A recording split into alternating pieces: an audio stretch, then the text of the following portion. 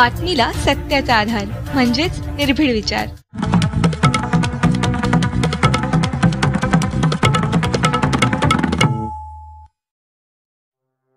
महायुती सरकार घेत असलेल्या महत्त्वपूर्ण निर्णयांमुळे अनेक मंदिरांचा जीर्णोद्धार आणि कायापालट होण्याचा मार्ग आता सुकर झाला आहे। अशाच प्रकारचा एक महत्त्वपूर्ण निर्णय महायुती सरकारने घेतला असून या निर्णयानुसार कार्ले एकविरा मंदिराचा संपूर्णपणे कायापालट होणार आहे।